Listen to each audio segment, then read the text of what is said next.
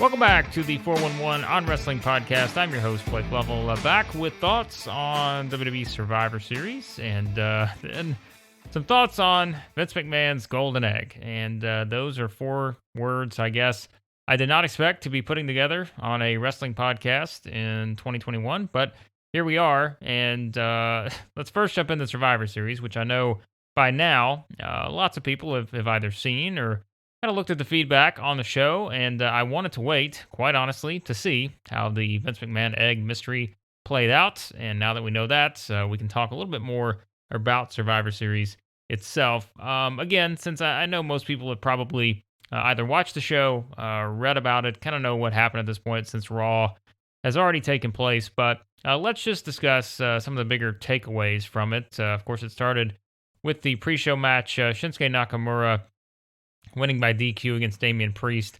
I think that, to have a show on Survivor Series, a champion versus champion match, start with the DQ is always something that's going to give you a little hesitation. I think if you're someone who's watched WWE and knowing that, as I mentioned before, they do kind of book themselves into a corner sometimes with really not being able to get out of some of these finishes. I thought that with doing the DQ finish with Nakamura and Priest, perhaps we could have a repeat of that with another match we'll talk about here in a second, but it didn't happen. And really, this was the only one that didn't feel like, that came across as sort of I don't say a screwy finish, but it was just more of your basic non-finish. But clearly, they have a lot of trust in Damian Priest at this point, and I think you start to see where his character goes from here. That was the biggest takeaway from that match. Of course, the main show starts off with a match that had been rumored to potentially be in that main event slot, and that was Becky Lynch versus Charlotte Flair. And I thought this was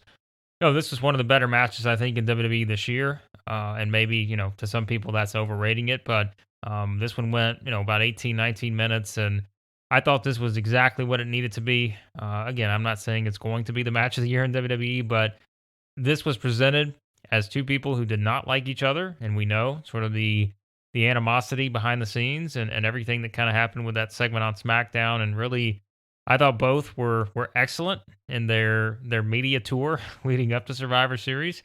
And I thought it just made for, again, that tense feel that you want in a high stakes sort of wrestling match between the two. And it came across that way. And I thought that they really played well off of each other. I thought just the gear was awesome for both. Just kind of, you have just sort of the way that they played off of each other. And I thought this was exactly what it needed to be. And when you look at these two, I know Charlotte Flair gets a lot of sort of hate sometimes, for various reasons, and fans will have their different reasons, I suppose, on why that is. But she delivers in so many big matches, and certainly that's not to take anything away from Becky Lynch, who I thought did a great job of just playing off of her.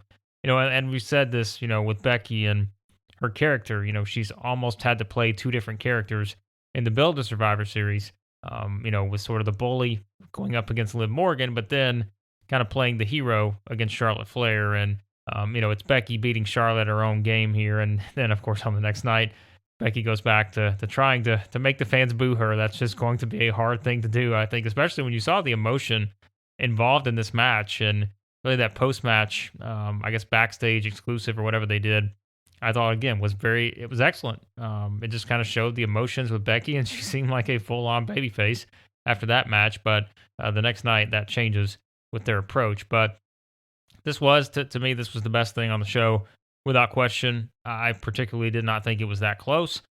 This was just, again, what it needed to be, given the storyline going into it and given what we know about the relationship between the two. They were excellent here. And I think this is one that definitely, again, I'm sure a lot of you have watched this, but if you haven't, and you're trying to just maybe pick your matches from this card, this is one at the very top. And quite frankly, maybe the only thing that really you kind of look at, feel like is just must watch on this show. Which after that, we went into the men's match, Survivor Series elimination match, which this was probably, also the second best thing on the show. When you just kind of look at everything, I think with how it played out, there was a lot in this. I mean, they certainly got time. It was about 30 minutes, I think. And, it was kind of your usual Survivor Series build, I think, in terms of how they put everything together, and we can obviously have our frustrations with how this match was put together and the brand supremacy thing and everything, but they didn't go overboard here with the whole brand supremacy aspect. I mean, Pat McAfee on commentary probably did the majority of that on the night. So I was at least fine with that. I thought that, again, I just look at the whole concept of brand supremacy and find it to be really one of the most ridiculous concepts in the history of the company, just based on how many people have been on Raw and SmackDown and how recent some of those switches were in the WWE draft. But, I thought it was a nice touch to have Kevin Owens just walk out when the match starts. He had played it up on the kickoff show that he was going to, finally be a team player, and he's just going to, let everybody know that he's going to have their backs and make up for what he's done and all this. And he just walks out in the bad news Brown spot, and you're always going to have someone that seemingly does that. But this was a match that, I mean, with all the talent involved, you again know that you're going to kind of get some of the different scenarios that play out in terms of finishes. Some people are going to be protected, and you saw that here in this match with just how they protect certain talent. But really the most, I mean, Seth Rollins getting the win, I don't think is a huge surprise. I think that's just one that, with Rollins, he is someone that he's a top star, and him being the one to survive this match, not really a surprise here. And when you look at kind of how they did some of the other parts of this, with the eliminations and such, again, I just don't think that it's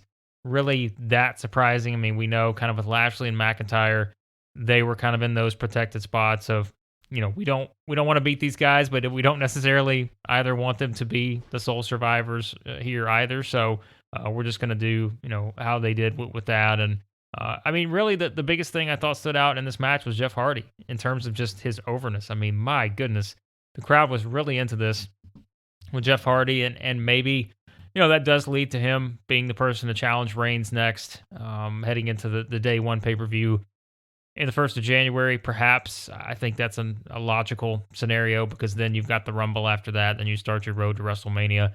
So my guess is, if someone like McIntyre or someone else, Brock or whoever, they're probably going to hold that off till after that. But I mean, Jeff is very over right now. I mean, his popularity is just, it's incredible. When you just think of the crowd reaction here, and had he won this match, I mean, the roof could have come off the place. But it is Rollins getting the win, and everyone just goes back to doing their thing after this match on each brand. And obviously there was some follow-up to it on Raw with certain people involved in this match, but we'll get to that shortly. Then came the 25-man Battle Royal, which was essentially a sponsorship for Pizza Hut. And by the way, we're going to save all of the Vince McMahon egg stuff until we get to later, and we'll also kind of tie that into what we saw on Raw. But the Pizza Hut Battle Royal was won by Omos, and I mean, when Omos was in the match, when I looked at the participants, I said, all right, well, who's winning this one, because I was pretty clear they were going to have Omos win this thing. And, I mean, it makes sense for what they're trying to do with Omos and what direction they're headed in. You got the big man sort of stare off between Omos and Shanky. And, throughout the match, there were your usual spots. People everywhere, and it was just, it's a very forgettable battle royal that again was seemingly all about sponsoring by Pizza Hut and making some Pizza Hut money, which good for them. I guess they're a business, and that'll tie into even more of what we're going to discuss a little bit later. But really did not see a whole lot to this other than Omos eliminating AJ, but that was not intentional. Maybe that plays into something in the future. We'll see. The tag team match between the Raw Tag Champs, RK Bro, and the Usos, the SmackDown Tag Team Champions. Another one of those matches that, I mean, you knew what you're getting from a match quality standpoint. This was very good. Both these two teams have, certainly had their backing from the fans. I mean, the Usos, as we know, just their longevity in WWE at this point, and really you could rank them as one of the better teams in history with that longevity and what they've accomplished. But, when you look at RK Bro, this just still is, whether you like it or not, like they are just still very over in terms of the fans and what they react to. And, for them to get the win here, I thought it was fine and it made sense. I think just to continue to give them even more and add even more to sort of what this group has been able to accomplish. I think everyone's still waiting. Is Orton ever going to make that turn? How is this going to play out with RK Bro? But for now, I mean, the WWE Tag Team division is what it is. I think both with the men and women. But they've sort of got them as a group, and that is just where things stand as of now. So again, from a quality standpoint, this is a great match. There's not really a whole lot of stakes involved. It's just sort of it's a cold match that you have to have because this is what the pay per view entails. You put these matches together. It is sort of a fresh one here when you look at maybe just how these four interacting, but good match. But like I said, I mean, they both go back to their brands. There's really no consequences from this of really any means, and so yeah, they both head back to their separate brands and still are the tag team champions. The women's Survivor Series elimination match. I just did not love this. I think just the whole thing and the booking of this was just really, really odd. I think for maybe the best way to put it, and the fact that this did go 24 minutes, and give them credit. I mean, they gave them time, and I know people have sort of made the joke that this match was longer than the entire Queen's Crown tournament. Which, I mean, you can't. I don't know what the minutes are at the exact seconds, but I assume that is true and pretty close, one way or the other. But I mean, this was really all built up to have Bianca Belair come out on top and make her the sole survivor after being down 4-1. And then just, you have your dissension between Team SmackDown, and Bianca takes advantage of that and gets the win.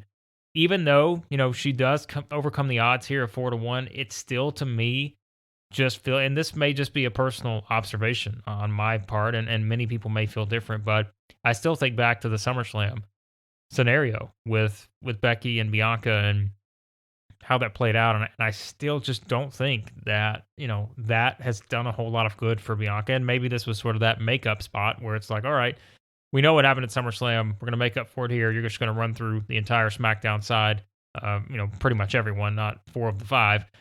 And maybe that's sort of seen as a way to build her back up. And again, she's still one of the most over women on the roster, but I don't know. It feels like there's been something missing since that match against Becky and how that played out at SummerSlam. And we discussed that on the podcast. I mean, we discussed sort of the issues with it and seeing how it would play out. I don't know that, because again, she never really got the upper hand on Becky after that. So it does feel like even though she's pushed as a top star and winning this match shows that, it's still just, I don't know, there's something missing. And again, maybe that's just a personal thing for me, just looking at it from the outside and wondering, but maybe I'm not alone there either. Maybe there are others who've kind of viewed it that way. I mean, really, this match, the Sasha count out was just, I'm sorry, but it just made no sense when Sasha was clearly not counted out. And that was kind of one of those head scratching results that, you just didn't really expect, I guess, when, Rhea Ripley was pretty much pinned cleanly when you just looked at, how that played out with her. And so that was kind of surprising, but it does seem like they're setting Rhea back up for singles action, of course, after she and Nikki ASH lost the tag titles on Raw.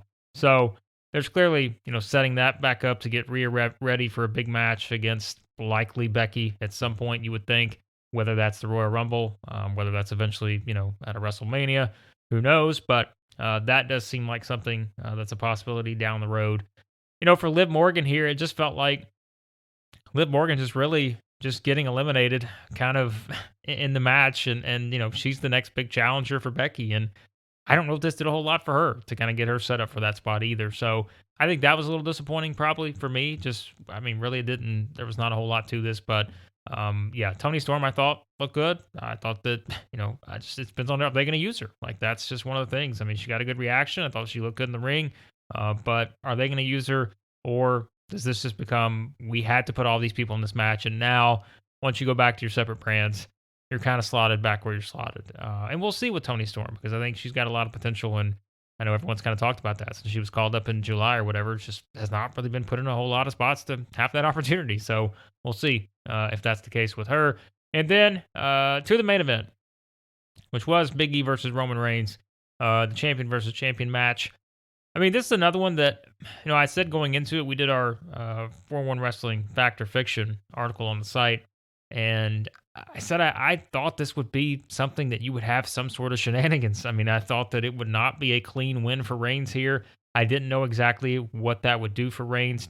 Basically, 2 years in a row. I mean, he beat Drew McIntyre last year. I think that was sort of that was the submission. I think he made Drew just sort of basically a pass out submission last year in the Survivor Series match that they had, the champion versus champion one.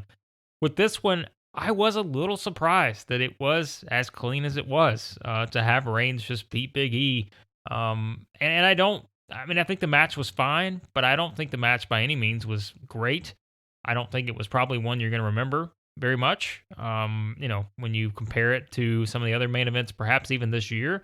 I don't know that it really ever got to that next gear. And I think the reason could be what we're going to talk about here shortly when we transition into the next part. Is I think that it never got there. And I think the crowd either was, worn out by this point or whatever the reasoning was. It just never got to that next level. And I am a little surprised that they made this as clean as they made it. Maybe I shouldn't have been, because with Reigns, I mean, we know how he's been booked. He's been booked as a dominant champion for, a year plus now. And I just thought that there was a possibility, though, that even if you have Reigns win, maybe there's some sort of interference involved, something like that. But I don't really know, what this does for Reigns other than just give him another win. When I think, on another scenario, you could have pushed this in Big E's favor a little bit, because I don't think Big E just having a good match with Roman Reigns is necessarily going to do anything for Big E. Like, I don't think you come out of that feeling one way or the other about Big E than you did going into it. Like, I feel like you're at the sort of the same spot. And so maybe that's my issue with it. I think they could have maybe found a better way to sort of elevate Big E in that scenario, because now, you just go back to your same setup. Like, Big E just goes back to Raw, and now he's back to, having challengers with Seth Rollins and Owens and those guys. Roman just goes back to SmackDown, and he'll await his next challenger, on Friday on SmackDown. So that is probably my only disappointment with it, because they did just establish Big E as this new champion, and I think they could have done a little bit more to maybe push that here and to give him a little bit more of something coming out of this. But it wasn't. Just a clean win for Roman Reigns, and that is probably a good way to transition into what I think is just more of the bigger talking points coming out of Survivor Series. And really, it was the entire show being based around The Rock and looking at the highlights and sort of the background and the history of The Rock's 5th anniversary here at Survivor Series. And the way they played it up, you've got all these video packages in the main event. As I just said, you had Roman Reigns hitting the rock bottom, which is another one of those things that just sort of comes out of nowhere. Of course, you've got the interaction between Reigns and Vince, which starts the whole, egg mystery. And all of that combined, I think that it certainly gave you the impression that even if The Rock was not going to be at the show, there was going to be something involving The Rock on the show. And that brings me to another point, because I saw a lot of people after Survivor Series saying that, well, we all knew that The Rock wasn't going to be there because of his filming schedule. He's in Australia or whatever, and everybody knew he wasn't going to be there. That, I think, is something that sometimes we maybe forget. That, for me, obviously, doing work that I do on a wrestling website, we cover those kind of stories, and we know that, okay, we have a good understanding of what The Rock's schedule is, because these, we report news and we see things that add up, and you're like, all right, so you don't really ever set that expectation. And I know fans, who do that, who are on social media, who read wrestling websites, they can see that news too and sort of consume it. And there certainly is a very large fan base that does that. But on the flip side, I don't think you can take for granted that everyone knows that The Rock isn't going to be there. And I would be willing to guess that there are a lot of fans that don't necessarily, consume themselves with that sort of depth of news and have that understanding that The Rock is not going to be there. And I think that is something that you always run a risk in this scenario of, if you have fans there, and like I said, I mean, who knows what the number is, right? Like, we could make a guess, but we honestly have no idea. Who knows what the number of people in the crowd at the Barclays Center, who knows what the number of people who are watching Survivor Series, who knows what that number is of people that honestly have no idea that there is any conflict that could prevent The Rock from being at the show. So you are set with the expectation that he is going to be there.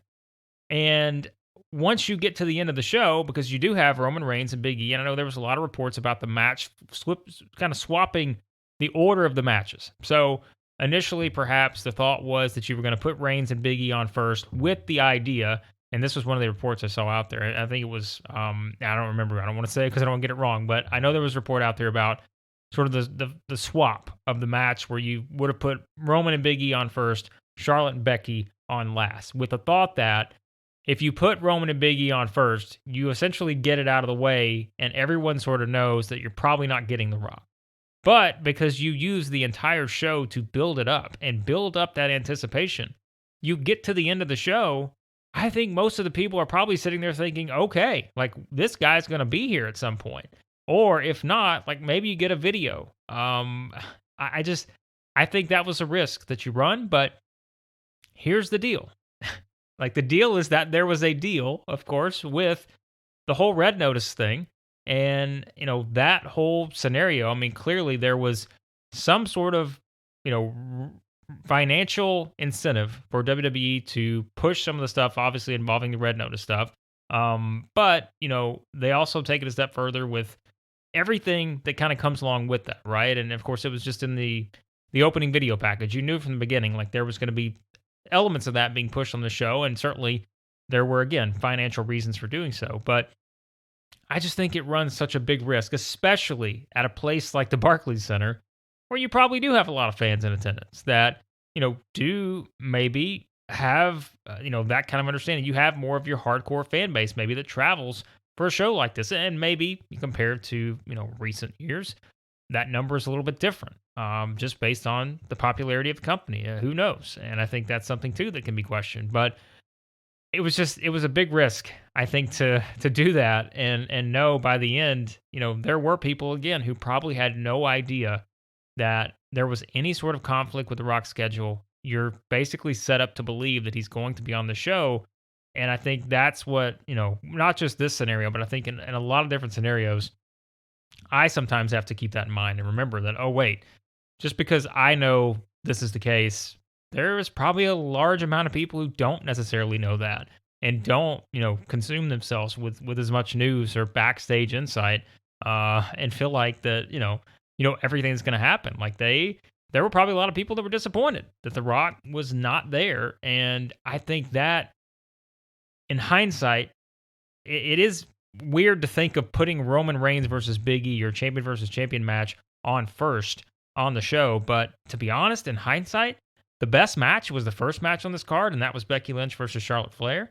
And the way it all played out, I mean, I think you could have flipped it really, and it probably would have been the better option, to avoid any of that disappointment, because I think the expectation would have been set that if you don't get The Rock coming out of the gate, even if you do all the highlight packages and everything as you go throughout the show, you pretty much know at that point your main event is the women's championship match, and there's no reason for The Rock to show up there. So I just think that was probably the issue with everything there. And certainly, the whole everything surrounding The Rock had to do with Vince McMahon mentioning from the start. And we have had a lot of Vince McMahon on WWE programming in the past 48 hours because he's not only he's back. I think he was back for this whole golden egg thing. But that is where this golden egg has really become its own entity at this point.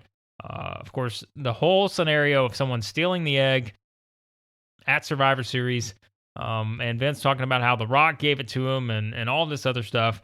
And then it plays out on Raw, where talk about disappointment. Like it's one of those things where I think about it. If you really look at WWE's history with the whodunits, I don't think their track record's that great. And the one I think that stands out for a lot of people is the whole Rikishi, who did it for The Rock. Now, if Rikishi had been the one that had come out with his golden egg, I would have been thrilled. Like, I think that would have been a great sort of, callback to that. And I don't think Rikishi would have been getting a championship match against Big E, but I do think maybe, play it off as a joke or something, that's fine. But WWE's history with these whodunits has not been great. Whether it's Vince McMahon as the higher power or the anonymous GM, any of this stuff, like they're not great sometimes with the mysteries. So Vince's idea to do the mystery theater here doesn't necessarily come off great from just how the story played out, with Austin Theory being the one to just, I guess, have it and take a selfie with it. It was very sort of deflating, I think, from probably people who are just watching casually, or being like, hey, you gotta, a friend tells you gotta tune in because there's this big egg mystery on Raw. Well, that in and of itself is a statement that's going to get your attention, because you have no idea probably what they're talking about. But if you are invested, you're like, wait a second. This was Austin Theory and Vince McMahon, who's so angry about this egg being stolen, is now going to not only get the egg back, but when he gets it back, he's going to get the person who took it and give him a championship match. The whole thing made no sense. But here's what I see that WWE probably sees. They got a ratings boost out of it. Their Raw rating was up. Viewership was up. I think the key demo 18 to 49, for those who care about those kind of things, I think it was up like nearly 18%.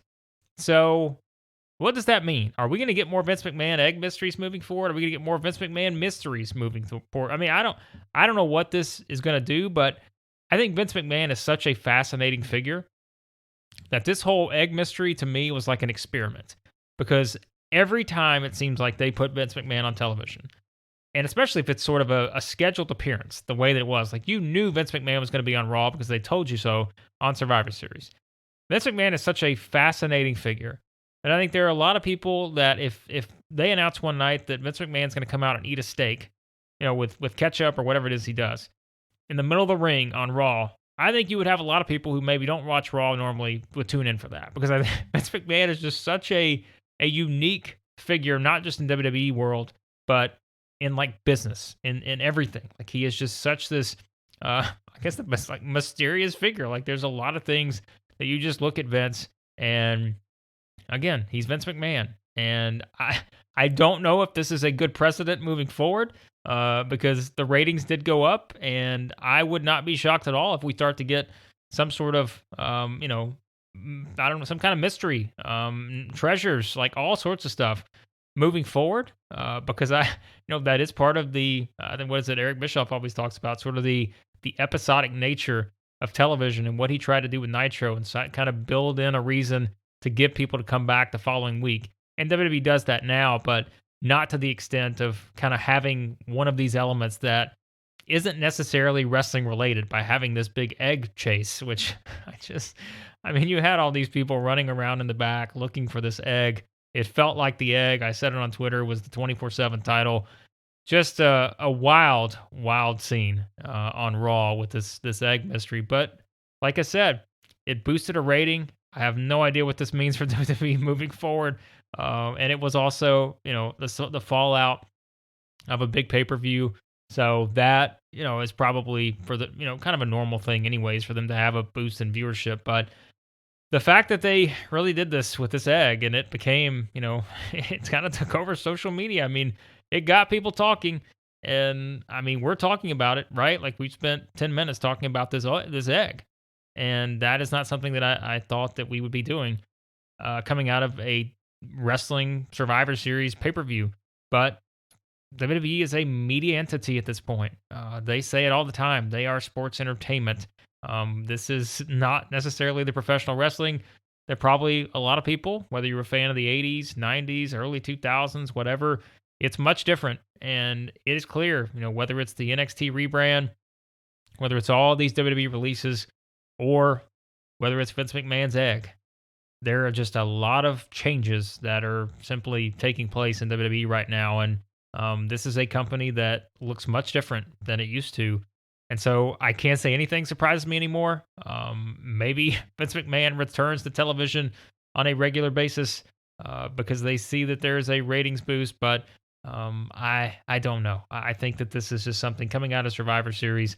The whole deal with The Rock, which we'll talk about on another episode, it's clearly going to build to a match between Roman Reigns and The Rock at some point, whether that's this year at WrestleMania, whether that's next year at WrestleMania. It's going to be on the cards at some point when they can make that happen. And I think that's why they did this at Survivor Series, because they wanted to drop that hint that we're going to give that to you. But I think to kind of overwhelm people the way they did it on one show, probably led you to believe it was going to happen sooner rather than later. And I think it's probably going to happen later rather than sooner at this point. So that was the risk that you run with that. But Survivor Series, from an in-ring standpoint, I thought a fine show. But it is just the nature of the card itself and the whole brand supremacy thing. It just brings its own challenges, I think, into, what the expectations are. And we're not really talking a lot about Survivor Series coming out of it. We're talking about this egg. And Vince McMahon has found his golden egg. All is happy in the world. And yeah, we'll see what happens here moving forward with WWE. So there's some thoughts on Survivor Series and the Great Egg Mystery. Yeah, you can leave your thoughts on that over at 41mania.com. Be sure to check out all of our news, columns, reviews. It's all there. I put the link to all of our Survivor Series reviews in the show notes. You can check those out. We got 4 of them, so be sure to check those out. Let everybody know what you think about the show, and you can also leave your comments on our latest Raw reviews about the egg and the eventual reveal of the culprit. As always, be sure to subscribe to the podcast. Any podcast app you use, search for 411 on Wrestling, and leave us a nice 5-star rating review. That just helps the show reach more people. We'll have a lot more coming up here on the podcast. Steve Cook will be back joining us here soon, and we will also continue to look at everything going on in the world of wrestling. We'll probably do some of our looking back at some retro shows as we've been doing over the past several months as well. So that should be a lot of fun. And as always, we will have the link for the GoFundMe for Larry Zonka's family in the show notes. So be sure to continue to share and contribute to that if you can. And everything else, 411mania.com. But thanks as always for listening to the podcast. And we'll talk to you next time here on the 411 on Wrestling Podcast.